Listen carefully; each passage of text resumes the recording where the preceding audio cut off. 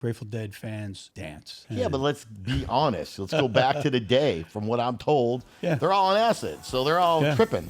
So they're tripping, they're dancing, they're moving, they're crazy. That's the acid test. That's how it started.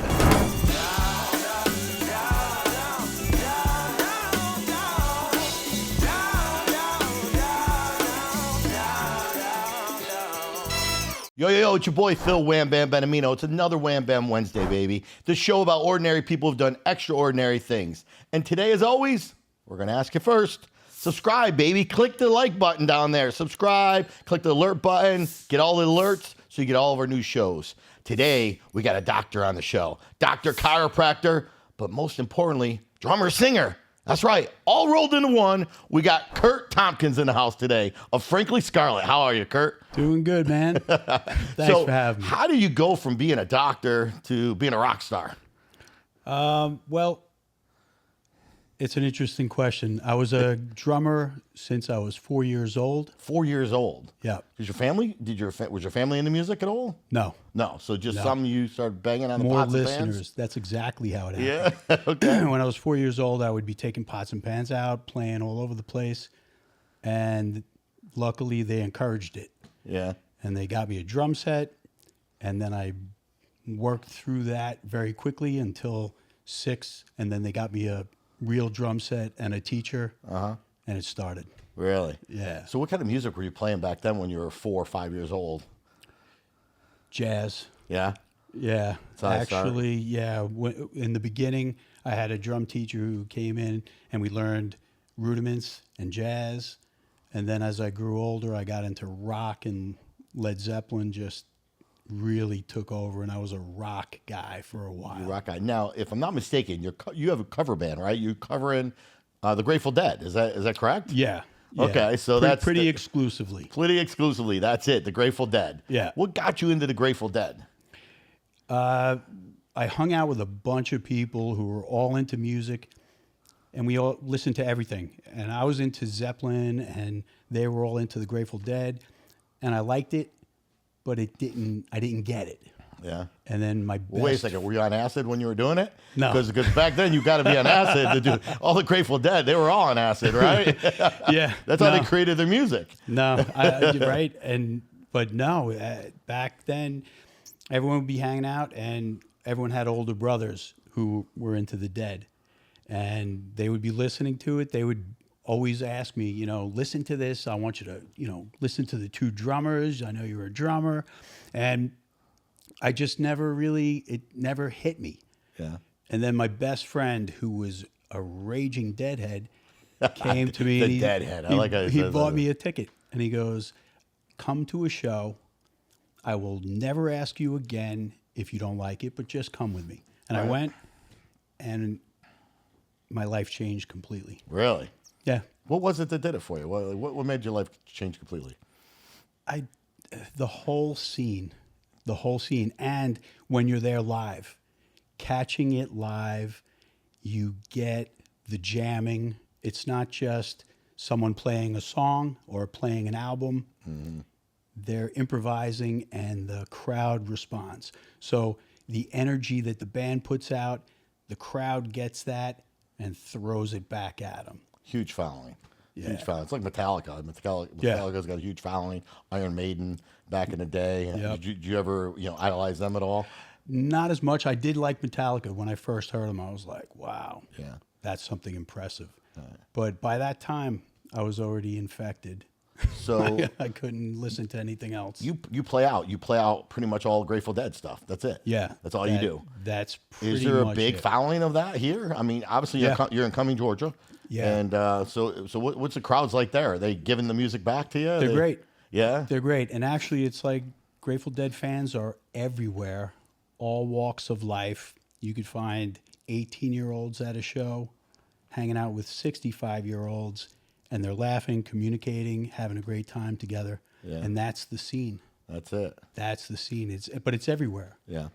Especially nowadays, like John Mayer even joined the guys from the Grateful Dead and their Dead and Company, and that brought in a whole new influx of people who probably never listened to the Grateful Dead, and it continues on. Yeah, I don't have a lot of history with the Grateful Dead, so you gotta get me up to speed a little bit. Tell me, is the current band still alive? Are they still there out playing? A few of the guys. Okay. Yeah, they have a few of the guys. Because you see all these bands are still playing. A lot of them are going back out there for another round. Oh, you yeah. know, in their 60s and 70s and Yeah. stuff. So Yeah, like since Jerry died. When Jerry died, that was 1995.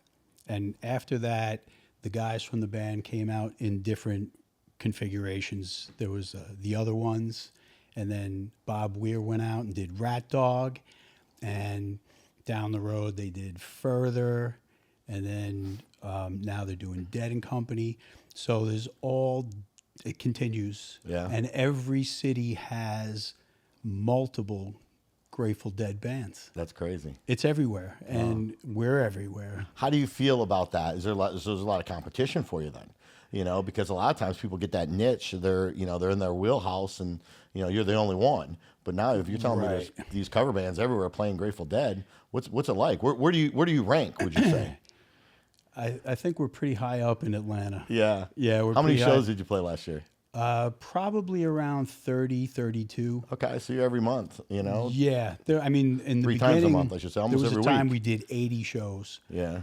and that was a lot. And then it dropped down 60, 50, and we got to a point as you get bigger and you're playing better venues and ticketed shows, you can't step all over the other ticketed shows. So Right. you have to respect that and give some time between your shows. That's a huge transition, though. I mean, having your everyday job, you're a chiropractor, Right. What's the name of your practice now? Tompkins Family Chiropractic. The family chiropractic by the Deadhead himself. Plugging it. Plugging it in there for you.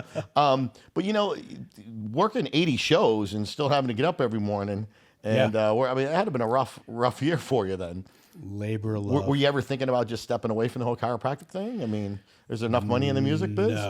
No, it's tough. I mean, doing music professionally, it's a tough gig. Yeah. The guys in my band, they play and they have side projects and they do teaching and do sound production, that kind of stuff. So, yeah, if you had to just solely do it, based on one band, it's hard. You find it more and more musicians are coming out and they're saying that, though. I mean, they have to have another job throughout the day to kind of support themselves and everything else.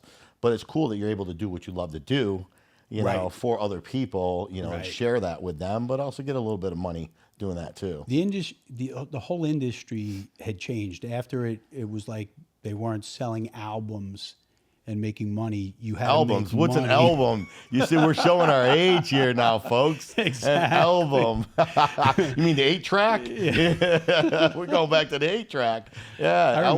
I remember when the cassette was like, oh yeah, this is kind of updated. Exactly. You had to worry about it because it was skipping, remember? And then when they made the non-skip ones, it was even better. So, but let's talk about that a little bit because there's been a huge transition. You've obviously gone through them all. You've seen the albums, you've seen the digital, you've seen the CDs, and now everything's online, everything's social media, and people can create music at home from their phone, and they're putting it out there. So what has that done, and what has it been like being a part of that? It makes it more difficult. It makes it more difficult to get out there on one side, but it gives the opportunity for people to get their stuff out there. So it just changed the playing field. Yeah, definitely plays a field. It's got to help though as well when you're talking about following people, that are Dead fan, because you do have a loyal fan base, clearly. Yeah. Because it's not for everybody. That music's not for everybody. I think a lot of people are scared of the name, and they don't even give it a chance. If they probably did and listen to it, they'd probably like it. It's funny. It's misleading. Yeah. When you see the imagery, you see the skulls, you see everything. Yeah. And you think it would be hard rock music. Right. So I tell people, I play Grateful Dead. And they're like, yeah, I'm not into that super heavy stuff. And I'm like, yeah, me neither. Right. But yeah, getting people into the scene, they're everywhere. They just don't know it. And a lot of times when they come to a show, after we're done playing, if friends bring someone who has no idea what they're in for, Right. they realize, they're like, yeah, this is different, because Grateful Dead is a little bit of everything. Yeah. It's like, it's got blues influence, it's got jazz influence, it's got rock influence, it's got some bluegrass or country sound to it, and it morphs. And that's the cool thing about it. Like when we play this music, it's someone else's music, but when you get to a jam section, Right. that's us doing our thing. That's it. So it's original when it comes to that, because people ask all the time. They're like, "Don't you want to do your own thing?" Yeah. And I say, I am. I am. Yeah. Hitting it. Yeah. That's talk a little bit about your band. How many people do you have in it playing? I know yourself, you're the drummer, but Yep. you said you also sing as well. Yes. So how did that come Yes. about? And it's hard. It's hard to play drums and sing. Yeah, it just took a lot of practice. We were in another band prior, and when that folded and we came back out as Frankly Scarlet, we needed singing. And I was like, well, it's time to Somebody's got to sing get in the us through it. shower more and get it going. And it took a lot of work. Yeah. It took a lot of work, but we have 3 singers in our band. So we have like Cassidy Wall is in our band. Great guitar player, singer. Okay. We got Gerbo on bass. All right. We've got Beetle Bones on Beetle Bones, the love it. other guitar, Yeah, the names. and he's a guitarist singer. And we got Damien Capcala on keys, and fabulous musicians. Yeah. It's an How'd you find these people? How'd you guys get? Obviously you didn't grow up with them. not really from the scene. Actually, in our prior band, we had a friend who actually brought each one of us in from just meeting us in his life. Yeah. And then we just continued on from there and changed players a few times. But this configuration of the band, we've been going for a while now. Yeah. Yeah. How often do you guys practice? You get together? It depends. We not as much as we used to. Right. It used to be a weekly thing. Where Well, if you're where we playing get out as together. much as you are, that is a weekly thing still. Right. Yeah. Right. So when we get out, we'll do our sound checking, and then we'll run through stuff and get it going that way. Yeah.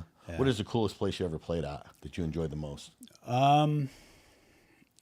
There's a few, but Go ahead, name it. I Give me a couple. love Smith's Old Bar. Smith's Old Bar? Yeah, that's a greatie. It's an iconic place. That's is. our sort of our home base, and we have like a residency there where we Oh, yeah? play like every other month. So we play there most, and then we've done Terminal West, great place, Yeah. Variety Playhouse, Georgia Theater, Mad Life over in Woodstock. Yeah, they got a nice venue. Yeah, there's just a handful, and we do some out of state stuff as well. Yeah. How many people are you bringing in to a show like Smith's Old Bar? Depends on the venue. Smith's holds 300. Right. So usually we're ranging between 200, 300 Yeah. at that place. We sold out Terminal West when we played with Allman Brothers Tribute Band out of Nashville, End of the Line. Allman Brothers Tribute Band with Yeah. Grateful Dead. Yeah. I love it. I love Great. it. It was great. And then we got we're playing with Interstellar Echoes, a Pink Floyd tribute band locally at Variety Playhouse, August 2nd. Oh, really? That's coming up. Yeah. Awesome. Yeah. Cool. Yeah. Yeah, Smith's Old Bar, I know a lot about. My daughter actually was in music back in the day and doing her own stuff. And that's a great venue to start your own original music. Yeah. And because there's not a lot of those places out there because they want to hear the cover stuff. They want to hear the music that they know. And when Isn't it she funny created hers, she just wanted to do her own music. that it's you know? become such a tribute band driven Yeah. kind of scene? Yep. Have you ever seen the movie Rockstar? I haven't. Mark Wahlberg. So it basically was a guy who played in a tribute band, and the real band that they were doing it for, they call him up to be their singer. Oh, yeah? And you see it. Oh, yeah. You see it in music. People want to listen to what they grew up with. Right. I agree. I mean, I agree, especially when you're out. Yeah. You want to hear something you know. Yep. You know, but there is something to say for some really good original music too. Yeah, yeah. It's you just know. it's a harder road, I think, because Well- you have to break in and build up that crowd. Where Right. when we came out, there's a lot of Grateful Dead fans in the world, Yeah. and if you're good, then the word gets out. Sure. pretty quickly. Yeah, I mean, even like 37 Main, they run a lot of tribute bands. You played over there as well. Yes. Yeah, so they have a ton of that, whether it's Bon Jovi, but yeah, you get the following, the people that like that music and Right. go back in time and gives them a chance to escape and everything. What are some of the coolest stories? I know you got to have some great stories, man, being on the road and traveling and playing out in different places. We don't travel that much. We try to keep it within a couple of hours. We got to play this cool place, actually, Abbeville Opera House in South Carolina. And these old theaters, they're turning them into music venues and putting some money back into them. But this place was really cool. It was old, historic looking. And Houdini used to perform there. Oh, yeah? So it was kind of cool. In the middle of the stage, they had the trap door. Oh. That Houdini went down. And it was Come funny. out? Did you come out of trap door with your drums? I was looking. That'd been cool. It was this big. Oh, that big. On the wall, it said, Harry Houdini, $5. A magician from New Jersey. Yeah, that's cool. It was great. That is great. What's your favorite song to play? Playing wise, probably Help Slip Franklin's. Yeah. It's intricate and it jams and it's a beautiful song. So where'd the name come from, Frankly Scarlet? Partially from Franklin's. I just heard that. That's why I was like, Yeah. wow. I go, okay, so this is where Yeah. we're going to this. So obviously being in Georgia, Frankly Scarlet from Gone with the Wind, but two epic songs are Franklin's Tower and Scarlet Begonias. Okay. So I didn't know that. So those are two songs in the yeah. in the album. So I was like, Frankly Scarlet sounds like it already fits, Yeah. and I think it works. Rolled with it. I think it works. Yeah. Well, it's good. It's got a good ring to it. And if you're a Grateful Dead fan, you're clearly going to remember it. Right. Which is important. Have you ever had any of them come out to one of your shows or listen in to you? You know, or have they ever heard From you? the Grateful Dead? Yeah. Or have you ever tried to get them to come out, invite them out? No. What we did do is there's a band called Dark Star Orchestra. So they're the top dog at what they do, tribute band to the Grateful Dead, and they're unique. They do something where they play shows from the past, the exact set list, and they'll try to capture from that time frame, because the Grateful Dead did things different in different eras, like 70s, 80s, 90s. So they'll try to capture the flavor of that. So we played an after show at Aisle 5 next to the Variety Playhouse the night that DSO was playing. And I had been sending emails and communicating with their drummer. I said, hey, man, we're going to be next door, so if you want to come and hang out, you know, long shot. And they did. They all came over, and Rob Eaton is pretty much the guy who runs the show over there, and he stepped on stage with us and played, and their drummers came up too, and it was a blast. That's cool. Yeah. It's good you got good camaraderie. Sometimes people take it, they get weird about that. They're like, I don't want somebody else playing my kit. I don't want to take away my own light here. Yeah. And there's not enough of what you're saying out there. Like, more people should be doing that, like encouraging people. Oh, completely. I got a buddy of mine, Justin, who's been playing out for a very long. He plays professional, plays a lot of different venues, and anytime when my wife was in the past wanted to get up there on drums, he always opened it up for her and let her play a song or two, and but some people don't do that. They don't want to ruin their band. Let's bring you up. Bring me up, play a little bass, man. I'm great on a hard the bass. That's right. I'll slap that baby. So I can definitely do the old the whole rock and roll shit, and everything. Get the crowd going. Good. I'm good for that. Let me know. Next show if you can make a show. Yeah. Put you on the guest list. Come in and hang out.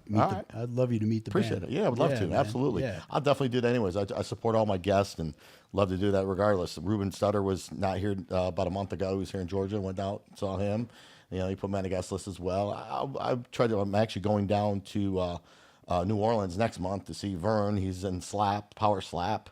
Cool, you know, man. stuff. So I got a UFC fighter, went and saw him fight his first opening fight. So yeah, I mean, I always try to support whenever I can. Yeah, you know, nice. I think it's important. It just shows everybody, you know, you build a bond here. You know, you build a true friendship and a relationship. You get to know a lot of people, a lot of cool people, and that's what it's really about. You know. You know, it's got to be funny though, going to work on a Monday morning after you played a couple shows on the weekend. You know, being a doctor, chiropractor. Do your patients know what you do? Do you represent any of this in your office at all? Like, do you got any? I hadn't for a while. Like, I would talk about it, but just recently I started for bigger shows or local shows. I would put something out, like an all points email. Yeah. And they love it. Yeah. They love it. They're bet. like, Doc, I had no idea Exactly. that you do this. This is your life. Yeah. But yeah, Here you are cracking it's their great. backs and you're cracking the drums. That's right. There's something there. Like, chiropractic's very physical. Right. And in chiropractic school, I met a lot of drummers. Yeah. Where'd you end up going to school? New York Chiropractic. You were chiropractic. Yeah, upstate. Upstate. There you go. Your That's town. it. Oh yeah. Oh yeah. All right. How long you been in Georgia? Early 2000s. Okay. What did you play when you were in New York too, though? Did you have band up there? I did, Yeah. but I didn't play out that much. Gotcha. Yeah. Basement, garage. Yeah, we played some gigs here and there. We were an original band, and we'd go into New York City and play down in Soho area, like some of the pubs down there. Gotcha. But I didn't play out a lot. And then when I came here, I met a guy who was Met a like, guy. I need a drummer. I was like, I'm your guy. Yeah. Let's do it. And that kicked it back in. Well, now they got so many ways, like you said, to get people. Well, they got Band Mix now, right? You can go on Right. Band Mix. It's kind of like the Tinder for music, you know, from what I'm told. Swipe left, swipe was right. thinking- You need a guitar player. Swipe left. You need I was a drum. thinking LinkedIn, Yeah, but you know. Tinder too. So That's that's you great. know, but That's that's funny. that's what it seems like, anyways. But there's there's a lot of people out there doing that. Yeah.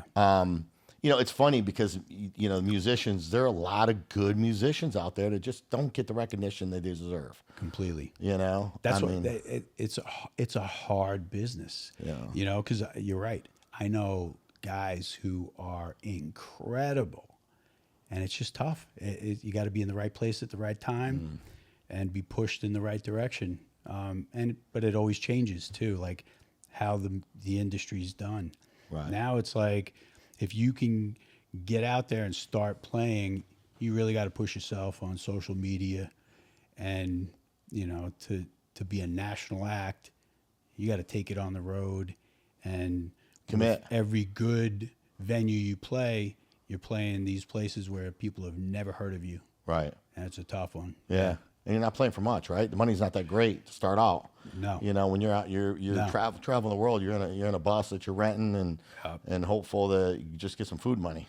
Yep. You know, type of thing. But it is a commitment and it's a hard road. You know, you're really fortunate because all the places you named actually are ticket venues. Like, people have to purchase tickets to get in. Right. You know, you're not playing in bars, local bars and stuff, because you know, they don't pay very well. And you know, unfortunately, there's a lot of people, they just want background music. Yeah. You know, type of thing. They're there for the food and the beer and the drinks and to see who's around. The places we play have evolved. Yeah. So we would play smaller places. We would basically play any place that we could get into, just to get out there and show people what we can do.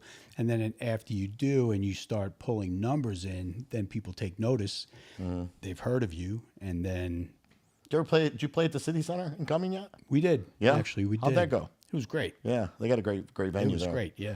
Yeah, that's Yeah. perfect. We played early on when they first started doing it. And there must have been, 2,000 people there, and the whole place, it was like a sea of people dancing. Right. And that's the thing, like, Grateful Dead fans dance. Yeah.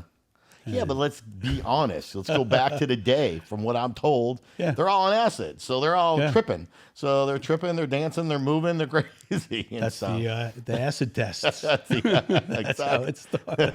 Hi, I'm Phil Benamino, CEO and founder of Cost Plus Processing, the company that provides financial services to to your business. We provide things such as POS systems, ATM machines, and check services. One of the biggest things that we strive ourselves here at Cost Plus Processing is our customer service. We are an A+ rated with the BBB with customer service, and we're proud to say we're here in the United States with all of our customer service agents.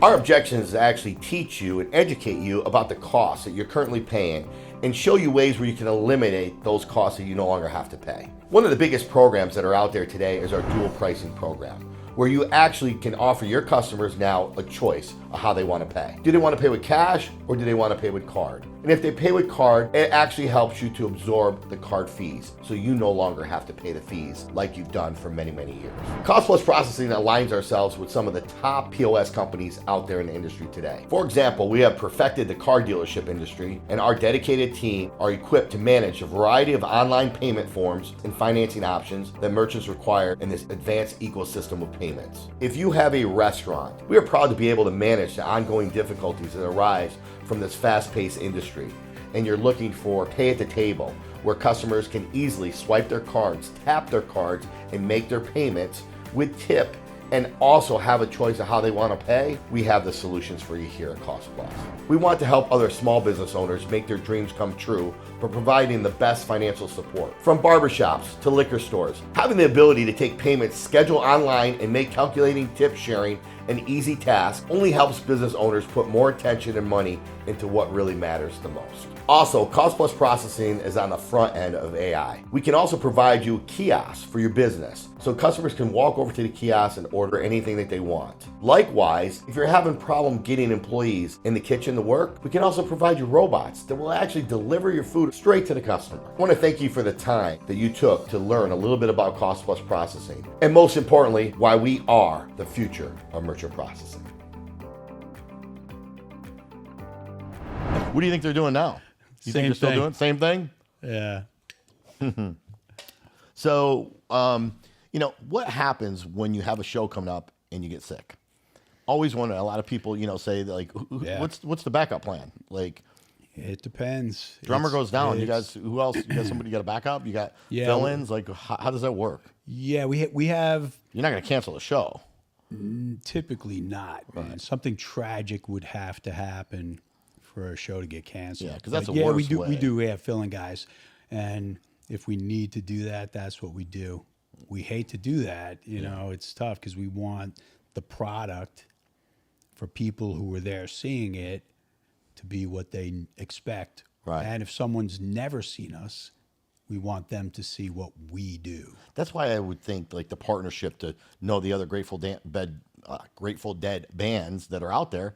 If you make connections with them, and you get in a jam, you can call them up. Hey, can you hook us up tomorrow night? Can I get you to come play with our? They already know the set list. That's exactly you know what I mean. Now. Yeah, okay. Yeah. We have friends in other Grateful Dead bands, and we know the guys that we can. Yeah, that would be a good fit. Come on in and sit in. We had to do that recently too, and thank God we've got that. And we've been called in. Different guys in our band have been called to do the same thing, in other states too. That's good. Yeah, that's cool. Yeah, that's great. Yeah, and you get your name out there too. Yeah. So then, there's nothing but good happens from that. Yeah, so. I love that. And that's the whole Grateful Dead community. Why did they come up with the name Grateful Dead? Do you have any history on that? Share with me. Come on. They were the Warlocks before that. Yeah.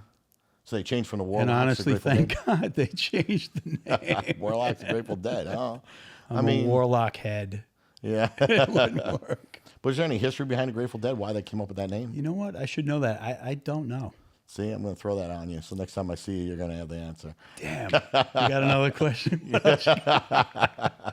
Yeah, I mean, it came from somewhere. Frankly Scarlet came from somewhere, you know. So you had a rhyme and a reason for it. So somehow they had to, they take somebody that almost died and brought them back to life. And, maybe they were the lead singer. I don't know. Hey, let's go with that. Let's put it out there. It sounds good, right? It sounds good. It. Yeah. And then good. AI will take it and put it out. He was about dead, and all of a sudden he woke up and he made it. They might have gave the paddles to him and brought him back to life, and he ended up on stage. He was grateful. When I was coming over here, I was thinking about, what we were going to talk about, and I was thinking about just music in general. Yeah. And I was like, it's kind of cool that every culture, you go back to the earliest of times, every culture at least had rhythm or percussion, Yep. right? It all started From Elvis all the way up. right. You I'm know, talking even so- before, like American Indians had Oh, yeah, yeah, yeah. drums. It's Yeah, almost that's like true, the yeah. first drum circles, and That's right. it brings people together. Yeah. And Music it's like, does. yeah. Music does. I think Yeah. it's the I think it's the energy, obviously, Yeah. the energy that comes off of the instruments, and then if the person's giving you some good energy too, Right. it's affection. You know, it just hits you. It hits you different, and everybody's going through something in life, good or bad. You know what I'm Right. saying? It's one or the other, and if it's good, maybe they can share it and pass that energy on to other people. Right. And if it's bad, hopefully they can get the good other people that's passing their energy to them. Right. But music definitely brings them together for sure. That's and in the Dead scene, that's a big thing. It's like almost a pay it forward kind of mentality, like a lifestyle, not just the music, but it's a lifestyle. Yeah. And people try to do that for the most part. You find some really great folks.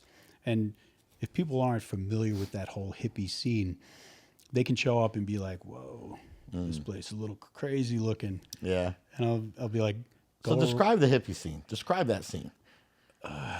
it's probably morphed over the years, but it's just people that are into life, music, being a good person, pretty much. I mean, the drugs that get associated with it, it is what it is. And Yeah.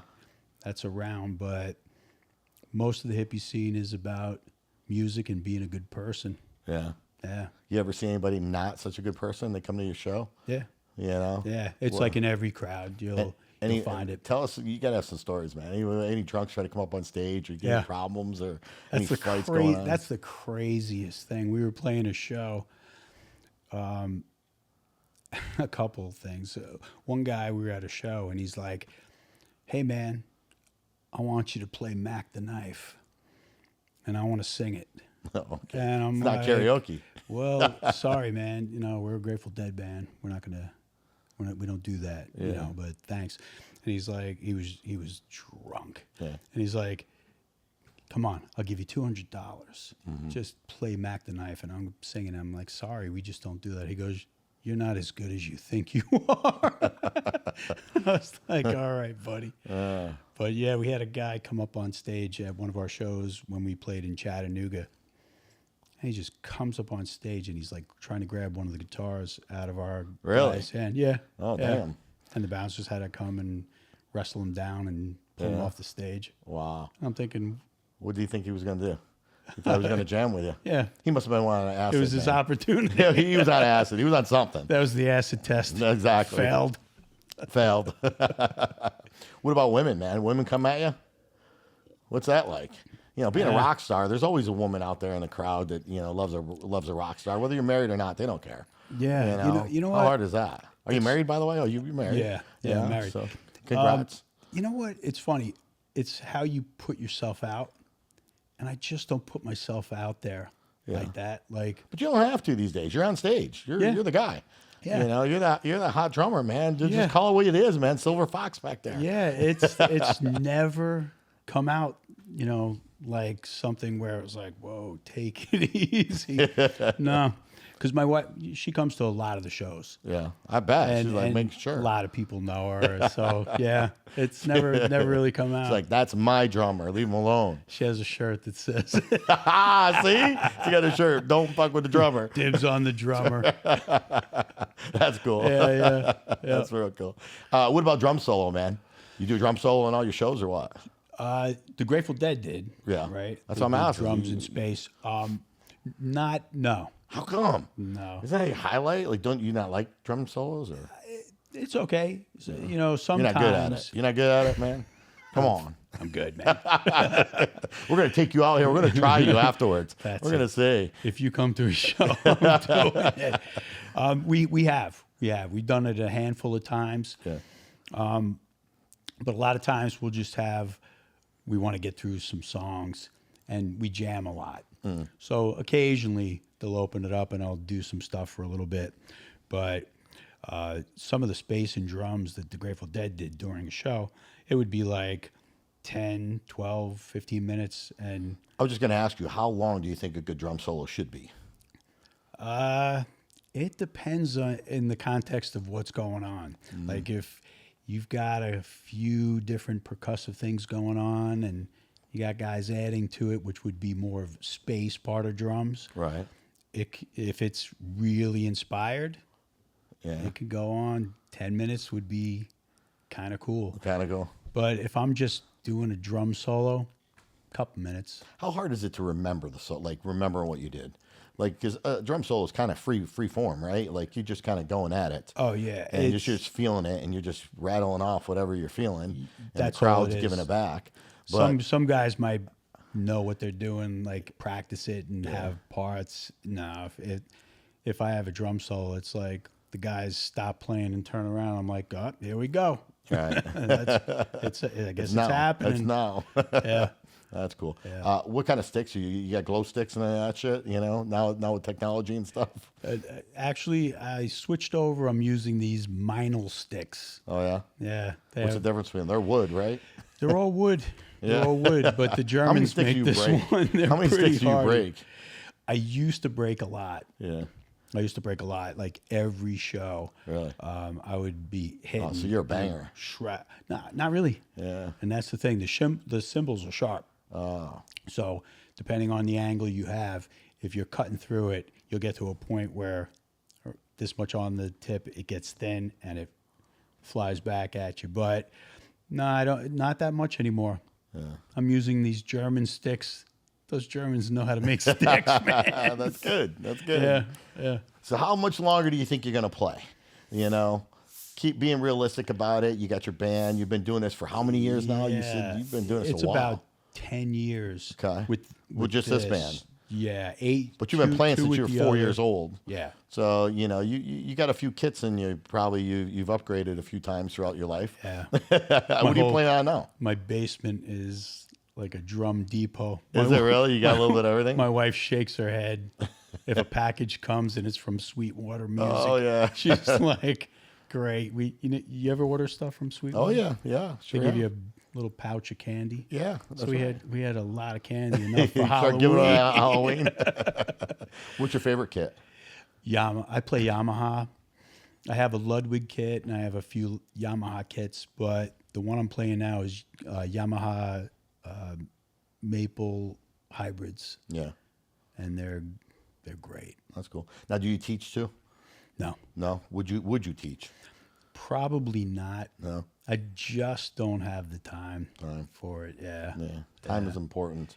it is. It's Time is like trying to important. get free time for family. It's like working all week at the office, and then I come home, and there's always stuff to do. Sure. With the band, yeah. Well, you know, it's good you got a support system. Obviously, your wife loves that too, Yeah. because if not, it would be hard to sustain what you're doing, you know, without having that side person there right by your side to be able to do those types of things. Completely. You know, because doing what you love is great, but Yeah. doing what you love and having your support from your family is awesome. Completely. You know what I mean? Isn't that everything? Oh yeah, it's you know, and Right? that's what everybody should have, but unfortunately, not everybody does. Yeah. You know, and truthfully, like I said, you play a lot of cool places. Like you're out there. You're not just playing at like I said, the local bar anymore. You know, what would you tell some of these kids, this younger generation, that they're out there and they want to go play at some of these places that you played at. They want to sell tickets, but they can't get in the door. Like, what should they be doing? You gotta be playing at some of the smaller places first, unless you're that good and you get picked up by an existing band that has the in. It's business. Yeah. It's all based on what you can draw. So if you get pulled into a drawing band, you're going to be playing those. So that's one way of doing it. If you're that good, you become that good of a player, and you get out there in the scene where people can see you, and if they need a guitar player or a bass player, whatever it is, you can get pulled in. But if you're starting out, you got to play the places that will have you and just do it. Right. And market yourself and pull people out. And if you're drawing numbers, then the next door opens and so on. That's what it's all about. The first thing they ask you, they don't ask you what kind of music to play. They say how many followers you got. Yeah. How many people are you going to bring to the venue, right? That's what it's about. You know, you sell tickets. This They're is like, can you send us, your walkout sheet from some of your places so we can see the ticket numbers that you did, that kind of thing. Right. But you have that now, which is great. Oh, yeah. So that's important, and that's something. If somebody doesn't have that, it's like boom, getting that opportunity and chance. Sometimes you got to take, you got to take a couple steps back to go forward, right? And you can't be afraid to play for free, to open up for somebody good to get your foot in the door. We've done that a number of times. Like when we were starting out, I remember the first time we played a show, and they were going to sell tickets, and it was a $5 ticket. I forgot where it even was, but I remember going back to the guys and being like, dudes, they're selling a ticket for $5, man. Yeah. I've never played a ticketed show in my life. Right. There you go. Like people are paying to watch us, to hear us. Yeah. Which is a good thing. You guys got a dress code or anything, you guys, for your group? So whatever you guys want to wear, they wear. Yeah. That's it. Huh? Just show up. It's Grateful Dead. You do what you want, I guess. You know what's funny? Because all the tribute bands, some of them, they try to look like the guys in the band. They wear the costume and stuff like that. Yeah. And I couldn't imagine doing that. No, I get it. I get why they do it. I think you should do it just one show. Just do it for kicks, just for me now. I just want to see. I think that'd be cool. Maybe do a Halloween gig and just you guys all dress up as who you I'm really. I'm getting older. I'm looking a little bit more like Billy. That would be fun. If you could dream it, anything, where would you want to play? If you could play in any venue in the world, where would you love to play? Come on, Phil. I think I do, but I'm curious. Madison Square Garden. All right, that's what I was gonna say. Pack that house out. There are a lot of dreadheads. Epic. Yeah. It still is, and I love the layout. It's that low bowl setup. But the Grateful Dead always played epic shows at Madison Square Garden. Yeah. They just did. And Phil Lesh would say, I don't know what it is about you New Yorkers, but you bring it out of us. That's right. And that's a real thing. Like the fans, the energy. It does. When we're playing on stage, if the whole band's clicking and we're getting along and smiling at each other and we're feeling it, the audience picks up on that. Yeah. And then they respond. And that back and forth energy makes for a show. Yeah. It's magic. What's your favorite song to sing? I love playing Franklin's Tower just because I love the song. Yeah. But one of the more beautiful songs is called Broke Down Palace. Oh. It sounds sad. That just sounds sad. It is. It's Jerry just laying his heart out. Yeah. It's like your body is your palace and it's breaking down, and it's a sad song, but it's beautiful. Yeah. It's beautiful. What about writing, man? You write music? No. All these years playing, you haven't written a song? I've written a couple when I was in New York, and I look back at them and I'm like, what rhymes with this? Stay with playing instead. Yeah, it's simplistic stuff, and I don't know. The Grateful Dead had Robert Hunter, and Barlow wrote with Bob Weir, so they had professional writers, poets, American poets, writing some of the most beautiful songs, and it's kind of cool. Some of them are about going through the Wild West and going into a saloon and playing cards, and someone cheated in a gunfight. Like, it's Americana, right? It's storytelling. It is storytelling. Yeah, I mean, at its finest. Yeah, you get. Back in the day, there was a lot of that. Today's it's a little different. Everything's got a twist on things today. You gotta, it's got to be an analogy. You gotta, you gotta figure it's gonna be. You gotta decide what it is. You gotta decipher it. Yeah. But back then, they just told the whole story. I like that. Yeah. I like the storytelling. Yeah, absolutely. So where can these people find you if they're out there?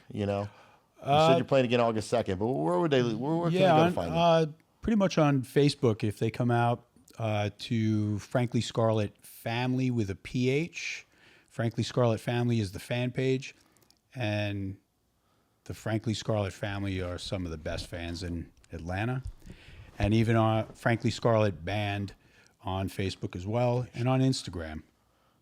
Awesome. Yeah. We're going to go ahead and post all that up. Yeah, Anything you want to appreciate tell that. the viewers real quick? Anything about any advice for any of the young people out there that are in bands but they just can't get there? Yeah, just keep plugging away, become the best musician that you can be, and put it all out there. And actually, if you want to get playing and move up, you got to really reach out to any place that you want to play at and make sure they keep hearing your name. And listen, for all you viewers out there, you can get your merch. Yes. Where are we getting this merch? And you know what? Like you said, boom, it's family with a PH, baby. At a show. At a show. You got to go to the show. You can only get it at a show or at Wham Bam's podcast. That's it in a nutshell. Well, thanks, Kurt. I really appreciate you being here, sharing with us some of your story. Wham Bam, what a pleasure, man. Man, my pleasure it is. Thank you. You got it. And there you have it, folks. As your boy Wham Bam always says, if your life was a movie, would it be worth watching? And if the answer is no, stop being ordinary and start being extraordinary. Till next Wednesday, baby, stay positive and keep testing negative. I'm your boy Wham Bam, and I'm out.